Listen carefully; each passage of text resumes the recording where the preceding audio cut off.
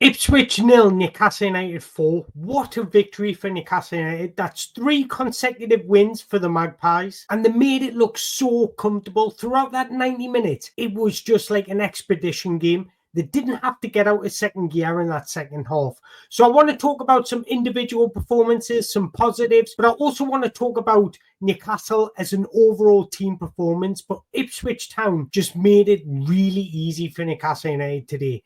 That early goal just set the tone, set us on our way, and it just looked like we could just step up the gears, just take it to Ipswich, and they couldn't cope with our movement, our intensity. And what I liked about our performance the most is the game management. So let's get into it. Newcastle United, as a complete squad, are getting better and better. They're starting to build those partnerships. And there's one specific partnership that absolutely stands out to me, and that's Sandro Tonali and Bruno in that midfield. They can just control the tempo of the game, dictate the aggression of the game, dictate the fluidity of the game. Just from those two alone, they complement each other extremely well. And I think Bruno's starting to bring out that creativity. He's starting to show what he's really capable of, having the license to go forward with Sandro sitting behind him. But today, it was an expedition for Newcastle United. They were so comfortable from minute 1 to minute 90. And Newcastle United are normally known for their intensity. It's usually a game that's end-to-end basketball stuff. But there was just one team in it today, and that was Newcastle United. They were just so aggressive, so good with their movement, so decisive with their distribution and their ball playing. Ipswich couldn't cope with them. And then the game was out of sight by half-time. It was 3-0 at half-time. And Ipswich, they did look better the second half, and I don't think they upped their game. I just think Newcastle United was so comfortable. They just allowed Ipswich to have that passive possession because it didn't really trouble Newcastle United. Newcastle were good structurally. They were good off the ball. They were intense off the ball, and they just made it so comfortable. But again, especially when you're dominating games, you need that player to step up in those big moments. Alexander Isak has shown his world-class potential. A hat-trick today, and he just looked on fire.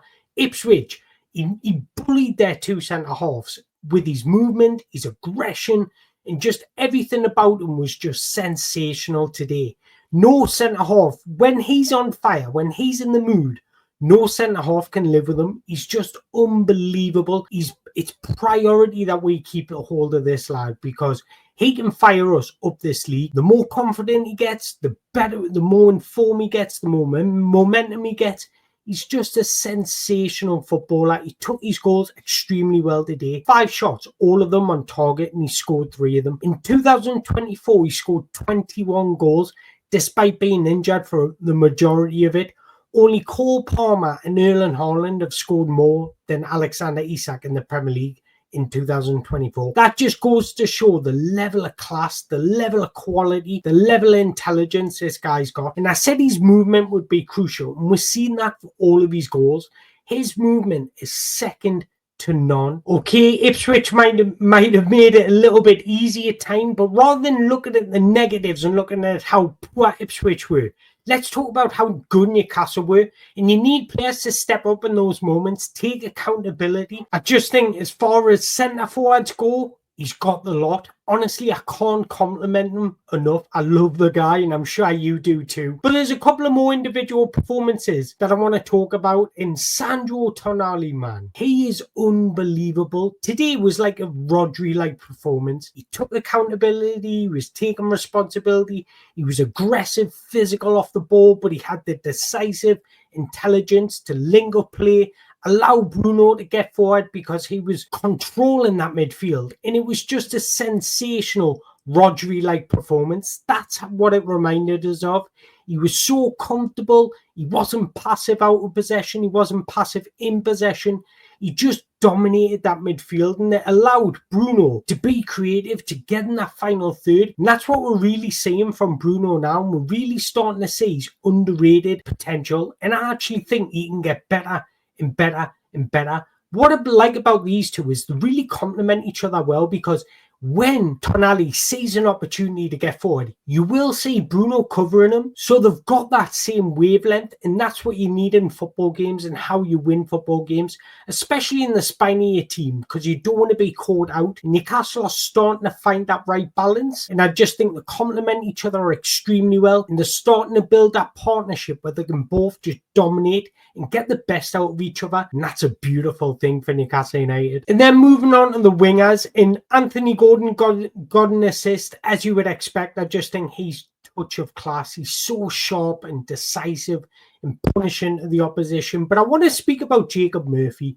because he gets a lot of stick amongst the Newcastle United fan group base, and I get it sometimes, because sometimes he does make the wrong decisions. But today he got a goal and he got an assist. He's got 3 goals and 3 assists in his last 4 games for Newcastle United.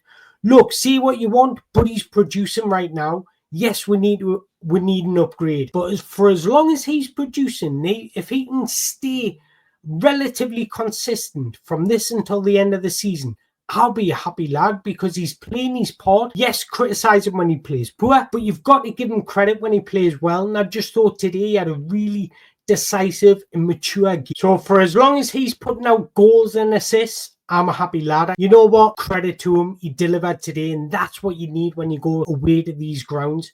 And it was good to see Lewis Miley back. I worry about our depth in midfield, because I always think if Joe Linton and Bruno get injured, that's going to absolutely pull us apart. Or if Tonali and Bruno get injured together, or Tonali and Joe Linton together, we can cope when one of them's injured.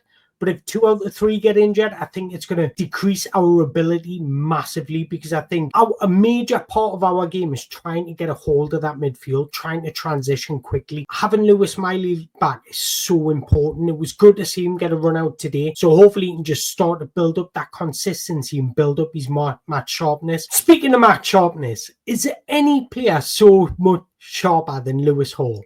He is relentless, constantly up and down. His aggression in. He made Amari Hutchinson look bad today. He just dominated that left-hand side. Just absolutely. I love everything about Lewis Hall. I love his aggression. It's channeled, but it's just enough to trouble the opposition. I love his ability on the ball. I love the fact that he can come inside and play.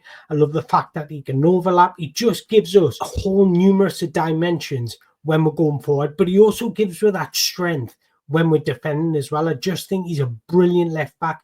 He's just going to get better and better and better. So I just thought overall it was just a really positive outing for Newcastle United. I thought Eddie Howe actually got his tactics spot on. He made the pitch big. Looked to expose the space inside, and I just thought it worked to an absolute T. He looked to isolate the fullbacks, beat them in one-on-ones. Ipswich just couldn't cope with the amount of intensity, the amount of bodies we were committing forward. It was just a piece of art from Eddie Howe, but a piece of art for the players for their execution. Yes, Ipswich made a few mistakes. They look passive in possession. They look passive out of possession. But you still need to capitalise on that. And that's exactly what Newcastle United did. Honestly, I'm going away a happy mango tonight, because Newcastle United have won 4-0 away from home. What a victory. And usually in games like today, where a team is desperate for their first home win of the season, they normally get it against a team like Newcastle United. But not today. We showed up and stood on business and delivered. But look, that's enough about me. I want to hear your thoughts. Do you agree with my points, or is there anything I'm missing from the game? Let me know how you feel tonight. Let us know what you expect moving forward. Keep on winning. Build up momentum. Winning becomes a habit, and that's exactly the habit we need to get into, and then we can push into those European places. But don't forget to drop us a comment in the below. Let us know your thoughts. Don't forget to hit the like button on your way out. And if you enjoyed this video and want to see more, don't forget to hit the subscribe button. But until next time, away the lads.